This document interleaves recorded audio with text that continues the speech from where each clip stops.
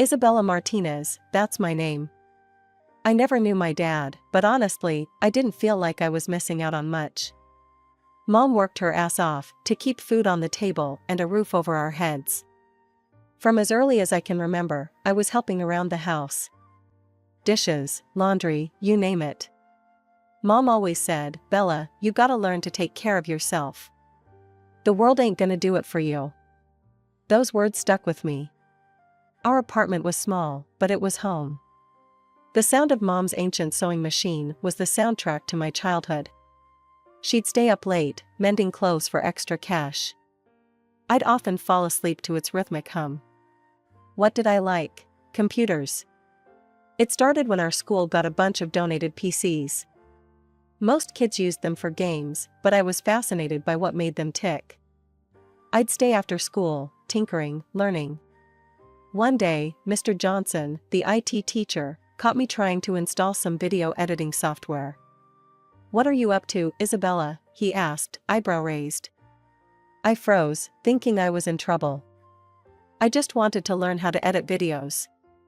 Instead of getting mad, he smiled. "Well, why didn't you say so? Let me show you a few tricks." From then on, every Tuesday and Thursday after school, Mr. Johnson would teach me the ins and outs of video editing. At home, I'd practice on our old, wheezing computer. As high school graduation approached, reality hit hard. College wasn't in the cards for me. The day after graduation, I marched into WKLP, our local TV station.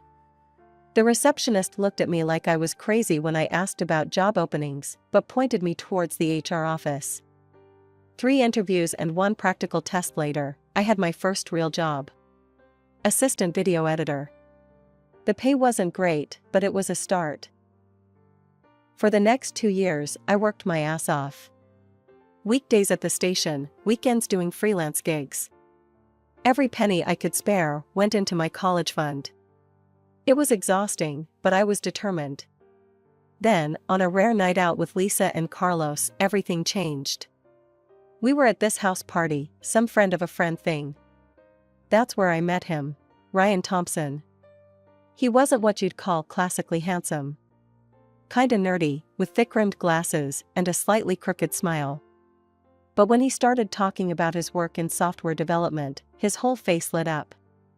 I was intrigued. As the party wound down, Ryan asked for my number. I hesitated for a second, then thought, what the hell, and gave it to him. The next few months were like a whirlwind. Ryan and I started dating, and it was nice. Different from what I expected, but in a good way.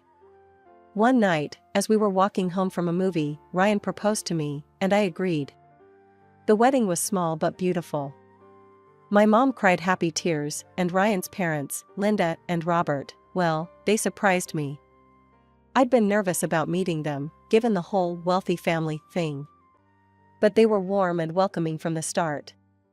The first 2 years of our marriage were good. Not perfect, but good. We had our own place, a cozy apartment not far from the TV station where I still worked. Ryan had his job at some big tech firm, and things were comfortable. We traveled a bit, mostly weekend trips around the country. It was more than I'd ever done growing up, and I loved every minute of it. Seeing new places, trying new foods, it was like a whole new world had opened up to me.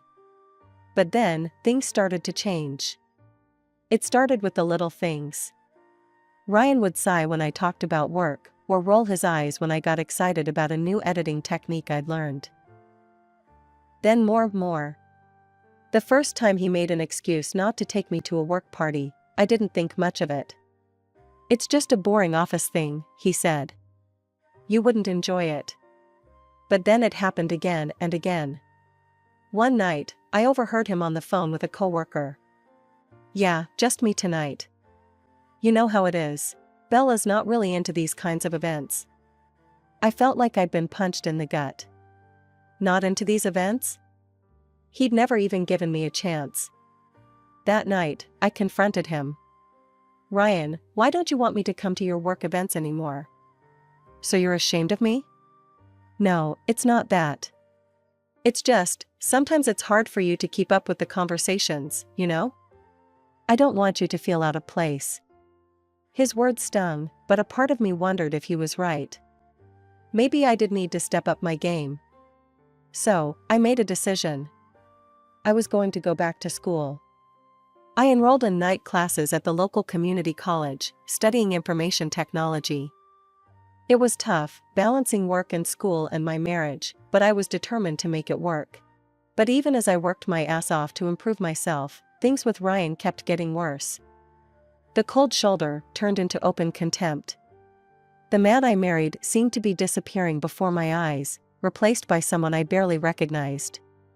And then came the night that changed everything. I'd just gotten home from a late class, exhausted but feeling good about acing a test.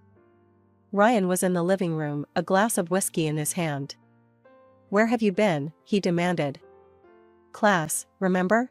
I told you I had a big test tonight." He scoffed. "You're a fool and a hillbilly, Bella. And no amount of schooling is going to change that." I felt like I'd been slapped. But before I could respond, I heard a gasp from the doorway.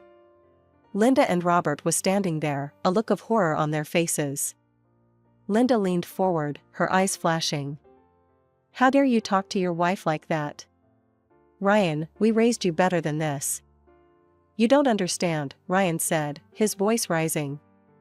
"Do you know how embarrassing it is to have a wife who can't even keep up with basic conversations at work events?" I flinched, but Robert's next words shocked us all into silence. "Embarrassing?" he thundered. "Let me tell you about embarrassing, boy. Your grandfather, my father, didn't have a lick of formal education. He was born in the poorest part of town, worked his fingers to the bone to give me a better life. So don't you dare sit there and act like you're some kind of aristocrat." I felt a rush of warmth towards my in-laws, but Ryan's next words froze it in its tracks. "I'll behave how I see fit," he spat. "This is my life, my marriage." After his parents left, Ryan started going away more often. "Weekend trips with friends," he'd say, not even bothering to invite me anymore. I threw myself into work and school, taking on extra weekend gigs to fill the lonely hours.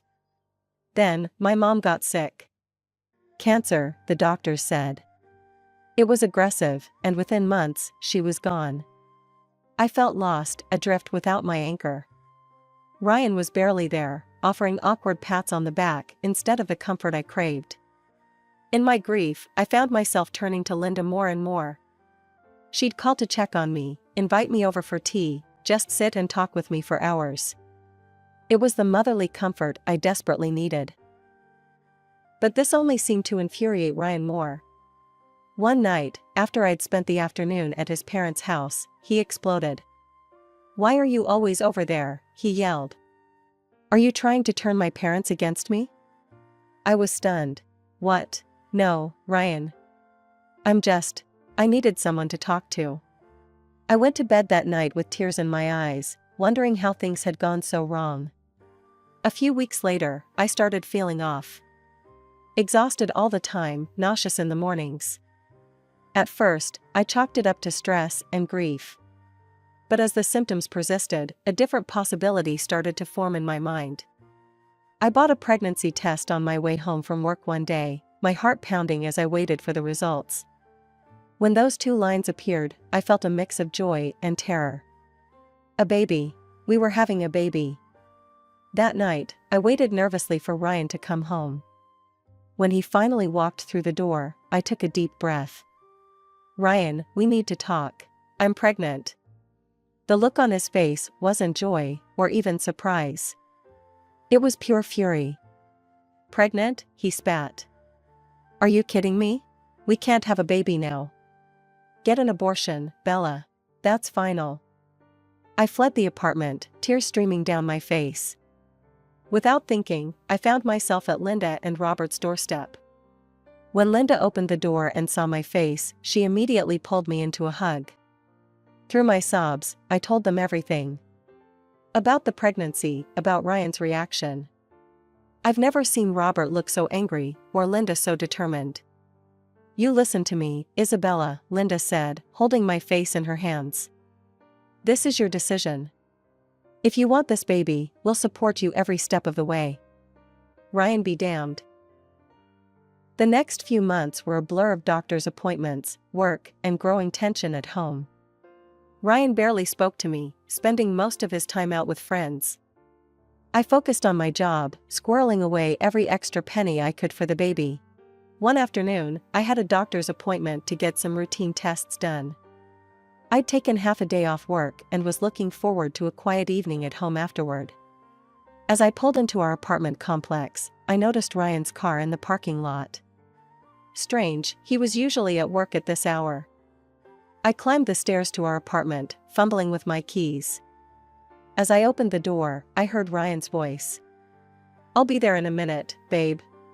Just grabbing my overnight bag." My heart started racing. I stepped inside, and there was Ryan, packing a suitcase. "Who were you talking to? Where are you going?" Before he could answer, I heard a car horn honk outside. Ryan cursed under his breath and grabbed his bag. "I don't have time for this. We'll talk when I get back." I followed him down to the parking lot, demanding answers. And that's when I saw her. Sitting in the passenger seat of Ryan's car was a woman. She was beautiful, with long blonde hair and perfect makeup. And she was very, very pregnant. As I stood there, frozen in shock, she got out of the car. She walked towards me with a smug smile on her face. "So, you must be Isabella," she said, her voice dripping with fake sweetness. "I'm Melissa, Ryan's girlfriend." I turned to Ryan, who couldn't even meet my eyes. "Is this true?" I asked, my voice barely above a whisper. He nodded, still not looking at me. I felt a surge of anger and disgust. "Aren't you ashamed?" I asked Melissa, my voice shaking. "He's married. We're having a baby too." Melissa's smile turned cold. "Ashamed? No, honey, I had to fight for my happiness, and you've already lost this battle. It's not my fault you couldn't keep your man satisfied." I turned to Ryan, fury replacing my shock. "How could you do this? To me, to our baby?" He finally looked at me, his face a mask of indifference. "Come on, Bella, we both know this marriage was a mistake. I never loved you. You were convenient. A good housekeeper, someone to keep the bed warm. But Melissa, she's my soulmate. She's smart, educated. She fits into my world." Each word was like a knife in my heart. I stood there, tears streaming down my face, as Ryan got into the car with Melissa. "I'll be back on Monday to get the rest of my things," he said. "We can talk about the divorce then." As they drove away, I sank to my knees in the parking lot, my world crumbling around me. I picked up my phone with shaking hands and dialed Linda's number. When they arrived at my apartment that night, Linda took one look at my tear-stained face and pulled me into a fierce hug. I listened, numb, as Robert berated Ryan over the speakerphone. His words were sharp, cutting. "How dare you treat your wife this way," he thundered. "The woman carrying your child." Ryan's voice came through, defensive and cold. "Dad, you don't understand. Melissa is..." "Don't you dare mention that woman's name," Linda cut in. "We will never accept her, do you hear me? Never." There was a pause, then Ryan's voice, eerily calm. "Fine, I don't need your acceptance. I don't need you at all, I have Melissa now, and that's all I need." The next few months were a whirlwind. With Linda and Robert's help, I found a small apartment closer to them. The divorce proceedings were ugly, with Ryan fighting me every step of the way. But in the end, it was done. I was free of him, at least legally. When my daughter, Sophia, was born on a crisp autumn morning, it was Linda who held my hand through the labor. Robert paced the waiting room, every bit the nervous grandfather. Ryan refused to even see Sophia. When I took him to court for child support, he had the audacity to demand a paternity test. I agreed, knowing the truth. The results came back, confirming what I already knew: Sophia was his. The court ordered him to pay alimony, but I knew better than to count on his support. The years that followed were challenging, but also filled with unexpected joy. I threw myself into my studies, finally earning my degree in information technology. At work, my dedication paid off with a promotion to senior editor. But the real blessings were Linda and Robert. They embraced their role as grandparents with a fervor that sometimes brought tears to my eyes. Weekends were filled with trips to the park, family dinners, and impromptu movie nights. They were the family I'd always dreamed of, and Sophia adored them. 5 years flew by in a blur of bedtime stories, scraped knees, and proud moments. Sophia was growing into a smart, kind little girl, with her grandmother's smile and her grandfather's curiosity. Then, one ordinary Tuesday, everything changed again. Robert collapsed at home. The diagnosis was grim: advanced pancreatic cancer. The doctors gave him months, maybe weeks. I threw myself into helping Linda care for him. Work, Sophia, my own needs, everything took a back seat. Robert had been more of a father to me than my own had ever been, and I was determined to be there for him until the end. Despite our best efforts, despite the treatments and the prayers, Robert slipped away from us 3 months later. I held Linda as she wept, feeling as though I'd lost my own father. At the funeral, I stood between Linda and Sophia, our hands linked. Ryan didn't show up. I hadn't really expected him to, but his absence was a stark reminder of how far he'd fallen. As the weeks passed, Linda's health began to decline rapidly. The loss of Robert seemed to have drained her will to live. She became frail, often confused, and prone to long bouts of silence. The solution came to me that night as I lay awake, worrying. The next morning, I called my boss and arranged to work remotely. Then I packed up Sophia and our essentials and moved into Linda's house. Our new routine took some adjusting. I hired a nurse to care for Linda during the mornings while I worked on my video editing projects. In the afternoons, Sophia and I would take over. We'd read to Linda, help her with her physical therapy exercises, or simply sit and reminisce about happier times. Weeks turned into months. Linda had good days and bad days. On the good days, we'd sit in the garden, enjoying the sunshine and each other's company. On the bad days, I'd hold her hand as she cried for Robert, for the son she'd lost long before his father's death. One sunny afternoon, Sophia and I returned from a walk to find a man in a crisp business suit leaving the house. My heart raced, fearing the worst. "Linda?" I called out as we entered. "Is everything okay?" She was sitting in her favorite armchair, looking tired but composed. "Everything's fine, dear. That was just Mr. Harrison, my lawyer. I needed to discuss some legal matters with him." I nodded, not pressing for details. If Linda wanted to share, she would. "All right, how about some tea?" 3 weeks later, Linda passed away in her sleep. With shaking hands, I dialed Ryan's number. When he answered, I struggled to keep my voice steady. "Ryan, it's Isabella. Your mother passed away this morning." There was a long pause, then Ryan's voice, cold and detached. "Well, I can't say I'm surprised or particularly upset. That woman made her choices. Look, I'm not coming to the funeral. Just let me know when the will reading is scheduled." On the day of the funeral, the church was packed. Linda had touched so many lives, and it showed. As I stood at the pulpit to deliver the eulogy, with Sophia holding my hand, I looked out at the sea of faces. Friends, neighbors, colleagues, all there to say goodbye to a woman who had loved so fiercely and been loved in return. Ryan's absence was a palpable void, a reminder of the tragedy that had torn this family apart.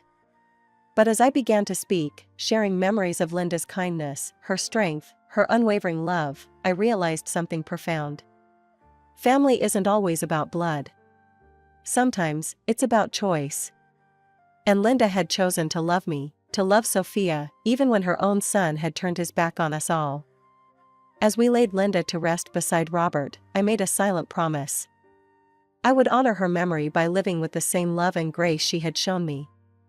And I would make sure Sophia grew up knowing the incredible grandparents she had been blessed with, even if their time together had been all too brief. A few days after we laid Linda to rest, I received a call from Mr. Harrison, Linda's lawyer. "Mrs. Thompson, it's time to read the will. Can you come to my office tomorrow at 10 a.m.? I've already contacted Mr. Thompson. He'll be there." The next morning, I arrived at the law office, my stomach in knots. I took a deep breath and walked in. Ryan was there with Melissa, both dressed expensively and wearing matching scowls. Melissa's eyes raked over me, her lip curling in disdain. "Let's begin," Mr. Harrison said, opening a folder. As he read, I watched Ryan's face. At first, he looked bored, then confused, and finally, as realization dawned, furious. "This can't be right," he interrupted. "Read it again." Mr. Harrison sighed. "Mr. Thompson, it's quite clear. Your mother has left all her property, including the house, to Isabella Thompson and her daughter, Sophia." Ryan rounded on me. "You," he snarled. "You manipulated my mother, you gold-digging scum. Well, enjoy it while you can. I'm kicking you out of that house today." As they stormed out, Melissa paused at the door. "You might have won this round," she hissed, "but trust me, we're not done." I sat there, shell-shocked, as Mr. Harrison explained the details of the will. It wasn't just the house. Linda had left everything to Sophia and me, her savings, her investments, everything. "She wanted to ensure you and Sophia would be taken care of," Mr. Harrison said gently. "Linda loved you both very much." Tears welled up in my eyes. Even after she was gone, Linda was still looking out for us. But Ryan was true to his word. The harassment started that very night, incessant phone calls, threats, promises to destroy me. I changed my number, but it didn't stop. Then came the intimidation. Men would approach us on the street, making vague threats about paying what we owed. Sophia was terrified, clinging to me whenever we left the house. One day, as a man was making his usual threats, I discreetly hit record on my phone. As soon as he left, I went straight to the police station. The investigation moved quickly. With my recording and testimony, along with statements from neighbors who had witnessed the harassment, the police built a solid case against Ryan. When confronted with the evidence, Ryan's hired thugs quickly turned on him, confirming he had paid them to scare us. I'll never forget the look on Ryan's face when the officer slapped the handcuffs on him. In the end, I was granted a restraining order against Ryan. He wasn't allowed within 500 feet of Sophia or me, or to contact us in any way. That night, as I tucked Sophia into bed, I looked around the room that had once been Linda's sewing room. Now it was filled with stuffed animals and children's books, a testament to the new life we were building. "Grandma and Grandpa are watching over us," Sophia mumbled sleepily, clutching the teddy bear Robert had given her on her 3rd birthday. "Yes, they are," I whispered, kissing her forehead. "And they'd be so proud of you, my brave girl." Life had finally settled into a peaceful rhythm. Sophia was thriving in school, and I had recently been promoted to deputy director at the TV station. Linda and Robert's legacy had given us security, but I was determined to build our own success. One sunny afternoon, as I left work, a familiar figure stepped out from behind a parked car. Melissa, Ryan's wife, looked nothing like the polished woman I remembered. Her hair was disheveled, her eyes red-rimmed. "Isabella, please," she said, her voice breaking. "I need your help." I tensed, ready for another confrontation, but her next words caught me off guard. "Our son is sick. He needs surgery. Please, we need money. Just half of the inheritance." "You don't need it all, do you?" Something felt off. "What's wrong with him?" I asked cautiously. Melissa's eyes darted around. It's his heart. No, his kidneys. The doctors say." As she fumbled through her explanation, I remembered our first encounter, her smug smile as she declared victory in our battle. A cold clarity washed over me. "You know, Melissa," I said calmly, "someone once told me that I had to fight for my happiness. And it looks like you've already lost this battle." Her face transformed, the mask of desperation replaced by fury. "You scum," she spat. You owe us that money. It should have been ours. I stood my ground. I don't owe you anything. Now leave, or I'm calling the police. As I walked away, her curses fading behind me, I felt a sense of closure. The last tie to my old life had been severed. That night, I made a decision. It was time for a fresh start. I sold Linda's house and bought a new one in a different neighborhood. Somewhere Ryan and Melissa wouldn't find us. Now, as I sit in our new living room, watching Sophia do her homework, I'm filled with gratitude. Gratitude for Linda and Robert, who loved us unconditionally. Gratitude for the strength I found within myself. And yes, even gratitude for the hardships that led me here,